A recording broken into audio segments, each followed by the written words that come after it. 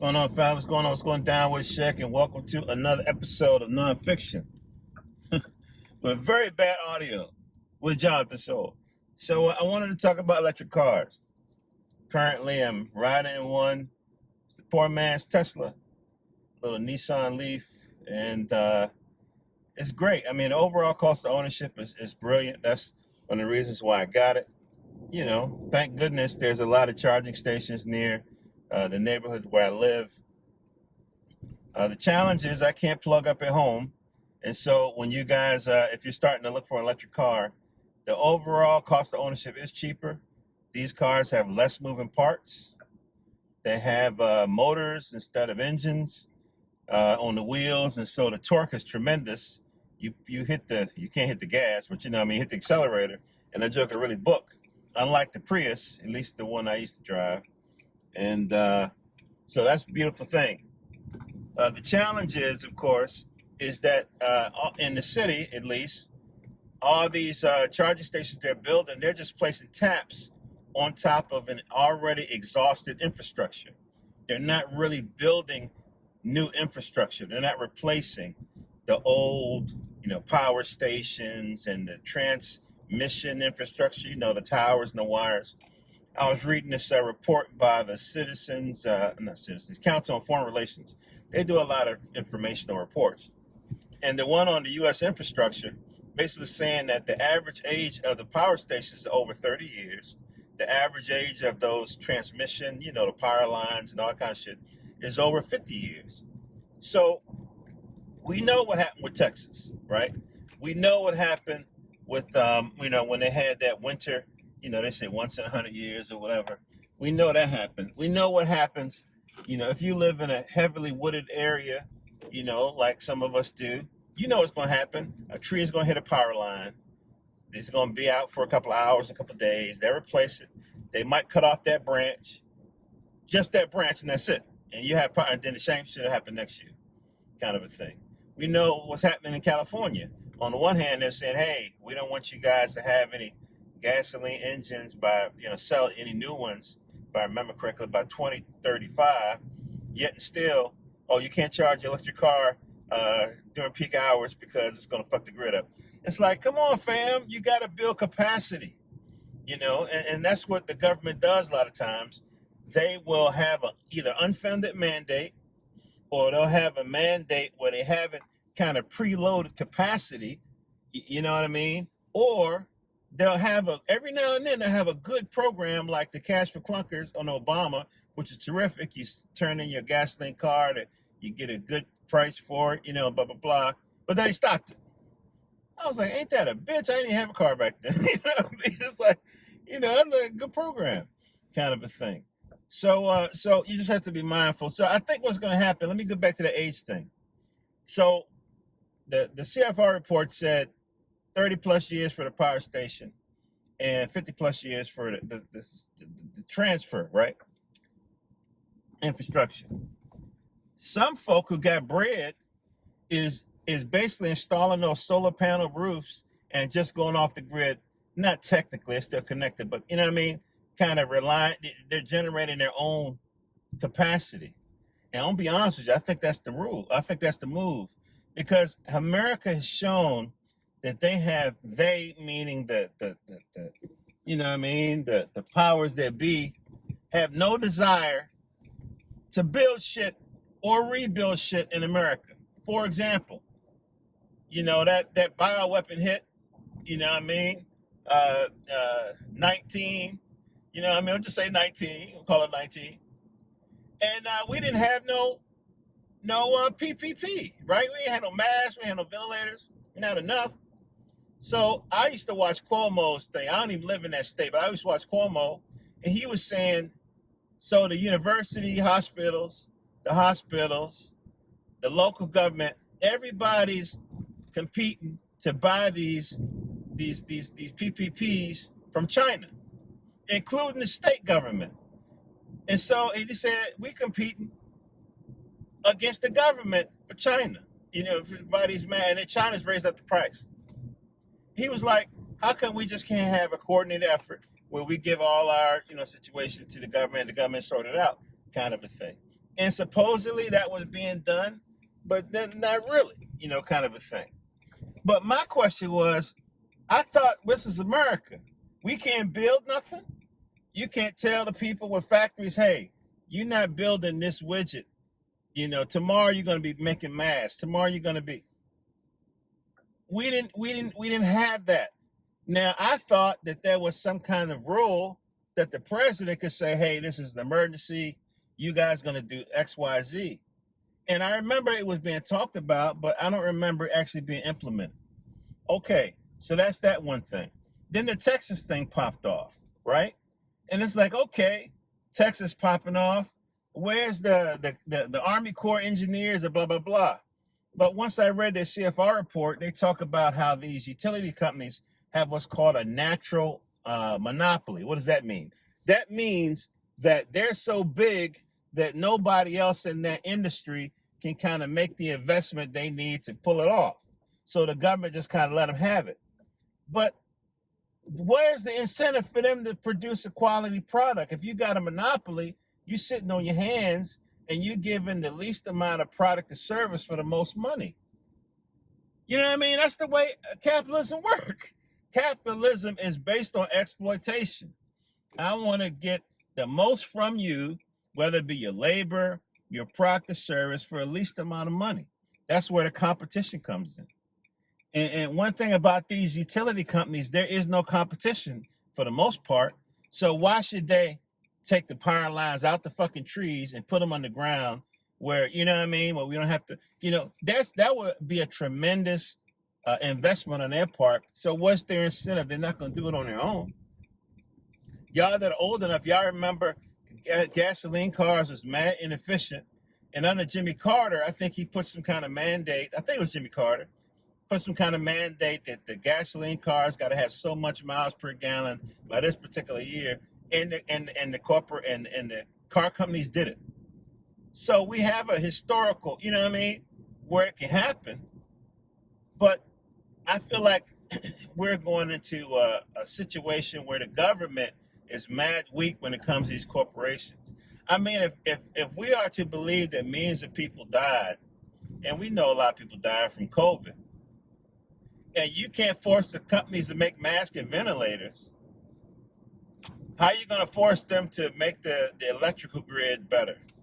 You know what I mean? How are you going to force them to make even more fuel-efficient cars or make these electric cars cheaper? You know what I mean? They're going to be hard-pressed to do it. So anyway, so the thing about electric car is that, it's not as green as we would like to believe, because fossil fuels are being used to be able to, power our grid, which this car is tapping on. So the gas, the smoke and shit going in the air is only on one end as opposed to both for electric car. So keep that in mind. But the reason why I bought it, to be honest with you, is because I couldn't find a Honda I could afford. I wanted a little Honda Accord or a Honda Civic or even a Toyota Corolla, which to me is one of the best cars in the universe for the working man. But they were flying off the shelves or they were overpriced. And I was looking at used. I was looking at 2 to 3 year used car. Too expensive. The used car price for a 2-year-old Honda was the new car price before the pandemic, kind of a thing. So I'm not doing it. So I found a whole bunch of Nissan Leafs with 30,000 miles on it for just a little over 20 grand. And so that's what I did. So it's been working for me. And when I'm going to these charging stations, I'm seeing a lot of brothers and sisters with electric cars. And some of them are leasing. Some of them doing Uber. You know what I mean? Like the gig economy. And it didn't click in my head, but I mean, you don't have to do much to these cars. I mean, I got some maintenance coming up in a couple hundred miles, but it's just, I mean, they're gonna, I think, look at the oil and then rotate the tires and check the brakes, and that's it. It's nothing heavy. You know what I mean? It's not like I'm gonna need a transmission. I replaced the transmission before. That shit was more expensive than replacing the fucking engine. You know what I mean? I've replaced heavy brakes before and all these other kinds of internal stuff. It's mad expensive. But if you can, I'll just say this and I wrap it up. If you can charge at home, the cost of ownership for an electric car could be lower. And I hesitate could be because if you drive a lot, if you go long distances for your commute, I wouldn't recommend it. Stick with gas. Stick with gas. There was a time in my life where I commuted an hour and 20 minutes to work one way. I, I worked at this place way out in the sticks, and I had an old raggedy car and a boat, really. And I can tell you a story, but I went out there on a quarter tank. We got paid once a month, and I went out there on a quarter tank of gas. And so by the time I got to work, I was on an eighth of tank of gas. So I'm I'm coasting down the hill on neutral. You know what I mean? Turning the car off at the stop you know what I mean? Doing everything. And I won't tell you the rest of the story. I just said I almost made it home. You know what I mean? I almost made it home. But the point I'm trying to make is, if you live in the city, or you work in the city, or you just outside the city, I think it's a win. You know what I mean? It's a win. It's cheaper if you can charge at home because it'll cost you pennies to charge at home. I was looking at my little app, and I'm filming on the phone, so I can't show it to you. But I average about, now this is a guesstimate. Some months is 300.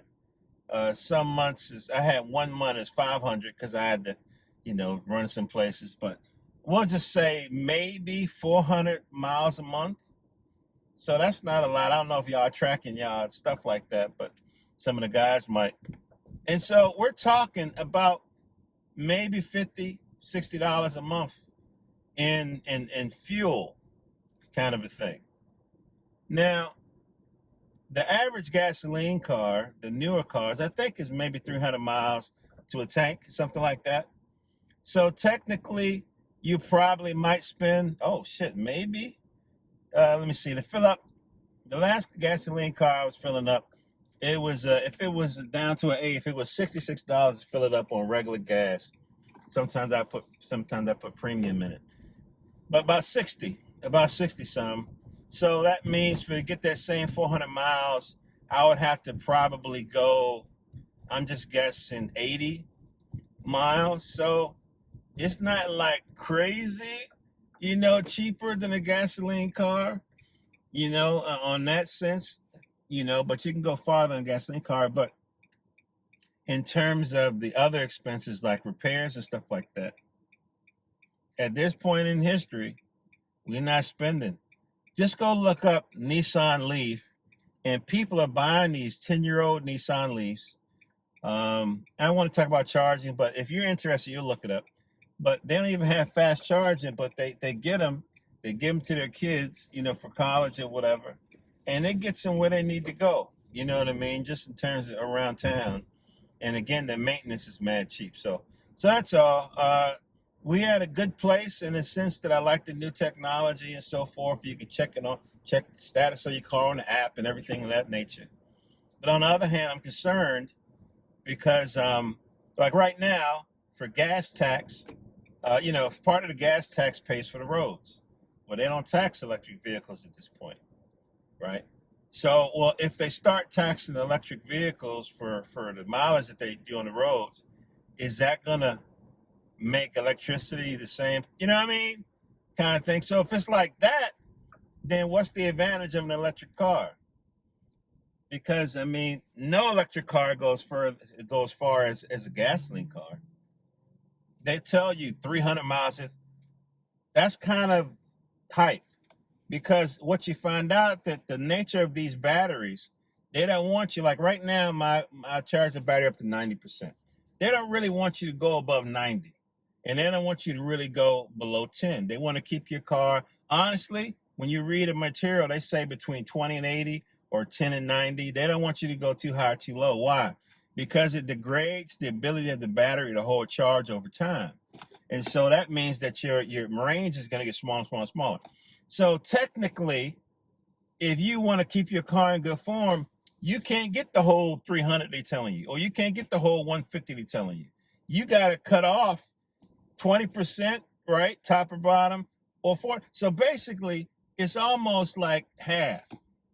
You know, whatever they tell you, you kind of got to think half if you want to preserve the battery, kind of a thing. So it's, you know, they ain't gonna tell you that when they sell it to you. You know what I mean? You find out out after. But anyway, that's it. That's it. I mean, I think that, you know, if you if you live in a place where there's a lot of charging stations, you're a technical enthusiast like myself and things of that nature, and you don't drive a lot, I think electric car could be a win. But if you don't fit those specific criteria, just get you the oldest, the newest, oldest Honda or Toyota you can afford, because it'll last you a long time. Because they ain't getting rid of gasoline cars for a generation, so don't worry about that. You got these Hondas got 500,000 miles on them if you keep it up. You know what I mean? Kind of a thing. And they're not doing that with these electric cars yet. I ain't gonna lie to you. I'm afraid of a Tesla, man. I've been seeing too many videos of these Teslas waking up and you know what I mean? Driving, crashing, catching on fire. Nah, man. I ain't fucking with that. I like Tesla. I want a Tesla at some point, but not right now. Not right now, man. So anyway, this is John the Soul, johnthesoul.com. Take care of yourself and your families. Just want to have a little talk about this EV vibration. And because it's coming. It's definitely coming. Y'all take care of yourself. Peace.